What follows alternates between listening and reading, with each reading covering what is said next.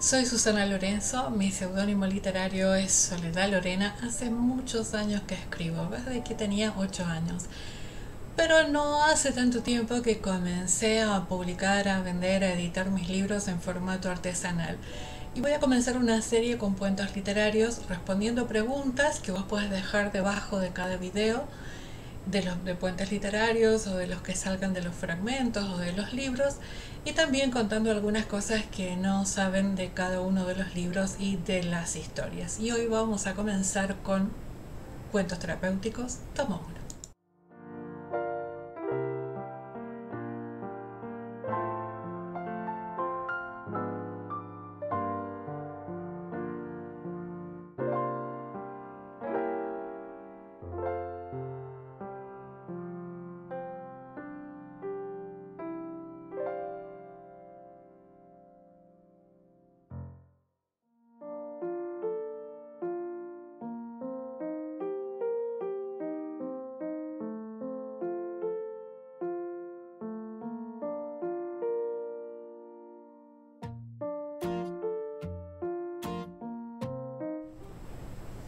No, Cuentos terapéuticos no fue el primer libro artesanal. En realidad yo venía barajando la idea de realizar mis libros en formato artesanal porque habían sido rechazados en varias editoriales comerciales, no son libros comerciales, y me había desanimado mucho. En San Rafael, una alumna que tenía me había regalado un libro artesanal que debe estar por ahí en alguna caja, hecho con cartón corrugado, con pliegues de hojas y con tinta china, y me pareció fantástico que alguien se animara. Este escritor los vendía en las ferias artesanales de San Rafael. Y entonces cuando recibí ese regalo me quedó la semillita. Después más tarde leí el trabajo de La pinche canela de Paola Klug con Trenzaré tu tristeza, y conocí y compré sus libros artesanales. Me pareció fantástico esto de acompañar la experiencia de la lectura con un libro objeto, ¿no? Y en realidad mis primeros libros artesanales, de los que no tengo en este momento ninguno hecho, pero andan por ahí imágenes en las redes, incluso hay un video que recopila el primer trabajo de los libros artesanales. El primero fue Cuentos Cuyanitos, con una tapa artesanal hecha, revestida en arpillera, digamos que es el material que se usa para las bolsas de verduras en las ferias. Y Cuentos Cuyanitos son cuentos regionales infantiles, porque pensé que los cuentos infantiles iban a ser los primeros que se iban a vender. No pasó. Y también el otro libro que hice primero fue Pétalos del Corazón, un libro de poemas, que la tapa estaba toda forrada con una tela estampada con Liberty, así con florcitas pequeñas, y atado con hilos de seda. Una preciosura. Creo que solamente hice 2 o 3 ejemplares y se demoraron tanto en vender que no los volví a hacer. Y después, eso en realidad había comprado el material para hacer varios libros en mis últimos años que vivía en Malargüe, y cuando me mudé en el 2015 a San Juan, a la ciudad de San Juan y a la provincia de San Juan, decidí comenzar a hacer los libros y llevarlos a algunas ferias de artesanos.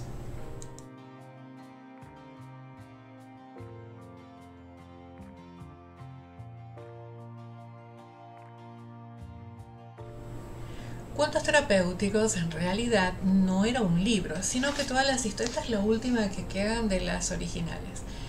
A medida que se iban haciendo las historias, yo iba armando los pequeños libritos y después los ponía todos en un sobre de cartulina como una colección, ¿no?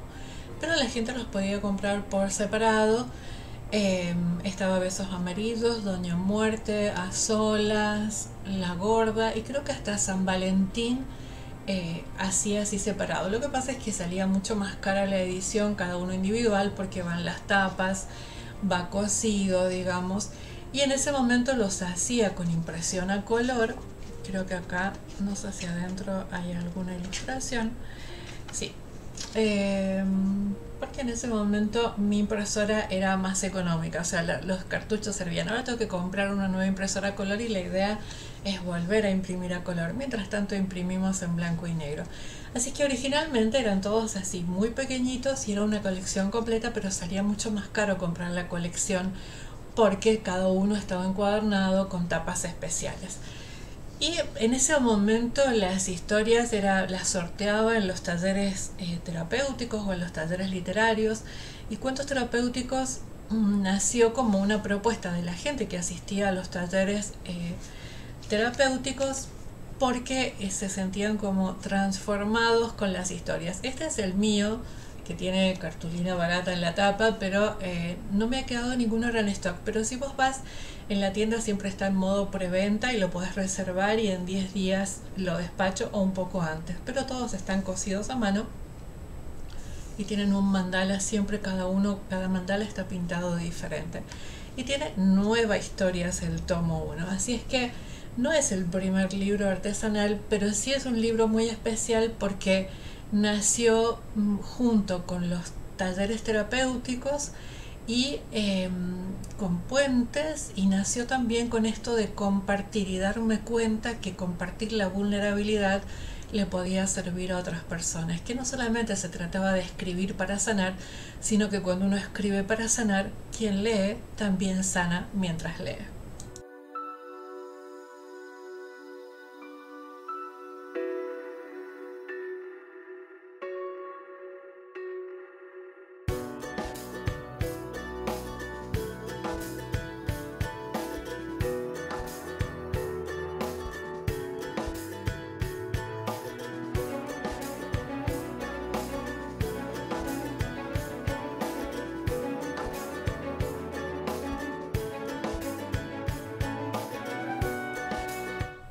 La verdad es que no todas las historias recuerdo en qué momento y en qué lugar las escribí. Algunas sí, por ejemplo, La Gorda, estoy segura que la escribí en la Villa América en San Juan porque las imágenes se me venían en ese lugar y cuando yo salía a caminar me imaginaba a La Gorda deambulando por la Villa América.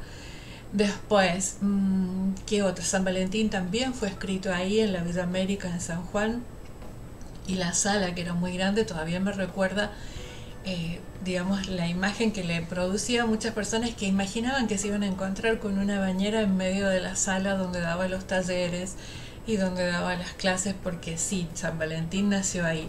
Pero hay otras historias que no recuerdo el lugar físico o el momento físico, porque era como que me transportaba a ese lugar. Por ejemplo, Doña Muerte me llevó a pasear con ella y hacer ese viaje, digamos, místico, ese viaje iniciático.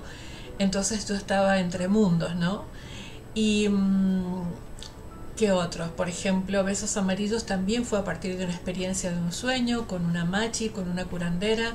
Así es que no recuerdo el momento y el lugar donde lo escribí. Sí recuerdo, por ejemplo, que tiene que haber sido entre 2014 y 2015 porque estaba viviendo el primer año en San Juan en el 2015 en el barrio Campodónico, y las personas que habían leído Besos Amarillos se imaginaban que en el sillón que tenía en ese momento iban a estar sentados los 3 muñecos, o que se iban a encontrar con los 3 muñecos en mi dormitorio si entraban a mi habitación. Así que recuerdo más o menos que fue en esa época, pero no recuerdo el momento exacto cuando estaba escribiendo, porque hay libros o hay historias que son como un rapto de inspiración, ¿no? Como una canalización, y entonces uno entra en ese mundo, en ese lugar imaginario o no, invisible para muchas personas, pero que uno lo ve y lo siente como real. Entonces uno después se olvida dónde estaba geográficamente y físicamente para escribirlo.